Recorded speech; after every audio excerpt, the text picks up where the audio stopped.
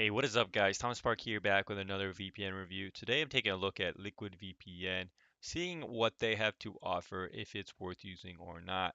And now the website already, I'm looking at it right now, seems to claim all these things that it works with Netflix. I do like this little kind of layout here they have of all their features. I'm seeing a lot of good features here, like the top rate encryption, AES 256. We're seeing some good SHA 512 encryption protection.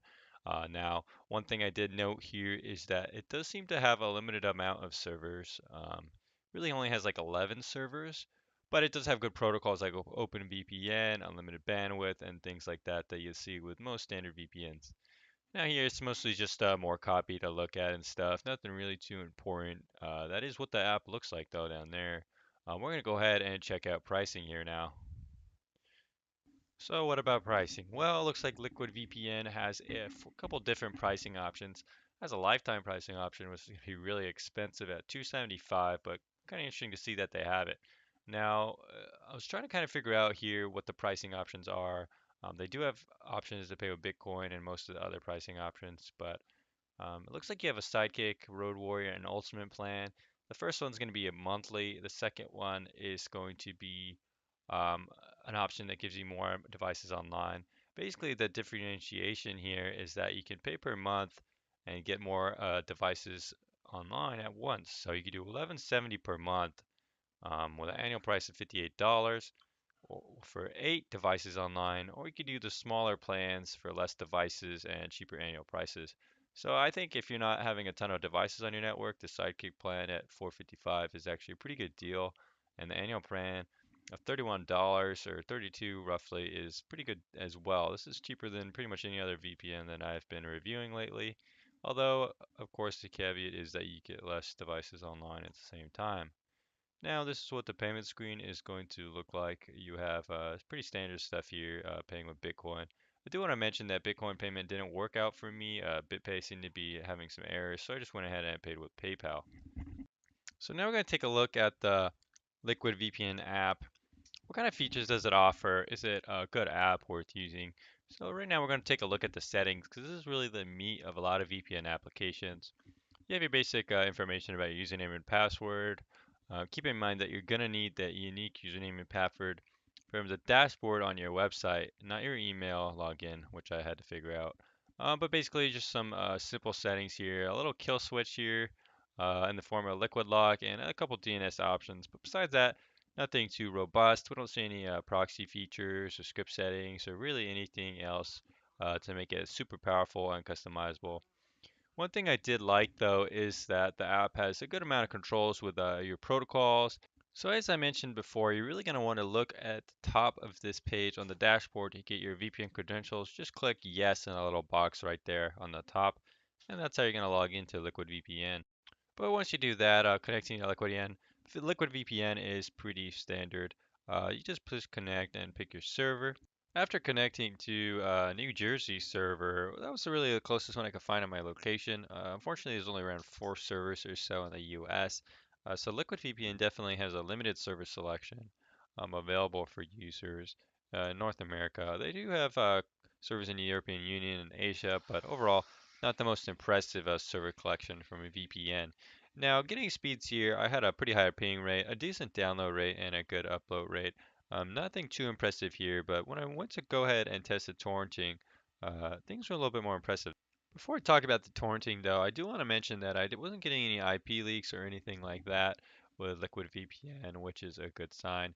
Now, it seems to be pretty secure, at least in protecting your IP with an anonymous IP in place and a decent encryption and, leak protection activity going on. Testing out torrent speeds was actually very impressive, strangely enough. Getting a really good speeds here with Liquid VPN, faster than most VPNs I've tested, and competing with some of the best VPNs that I've reviewed, like TorGuard, IPVanish, and Private Internet Access. So whatever they're doing here for the P2P protocols, it seems to be working out pretty good, and you're going to get some pretty good download speeds with Liquid VPN, although you are going to have limited servers to pick up, as I mentioned before. Finally, we're going to take a look at the logging and privacy policy of LiquidVPN. Looks pretty standard here. Looks like There are a lot of rules yet to follow, but this is pretty standard fare for a VPN.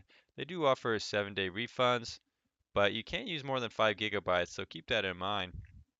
A little warning there.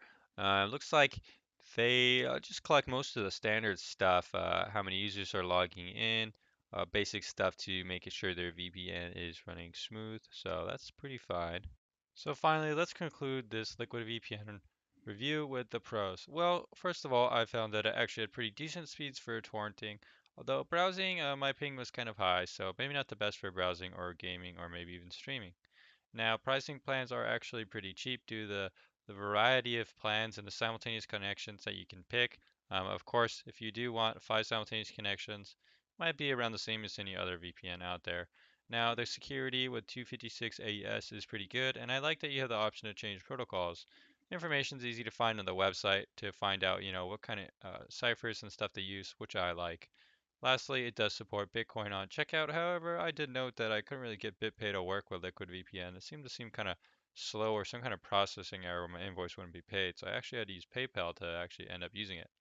Now, for the cons, I think one of the biggest things that is wrong with LiquidVPN is that it just lacks servers. It's kind of a smaller VPN, and there's really only 4 or 5 servers to choose from in the US, which is really small, and around the world, it really only supports servers in Europe and one other country.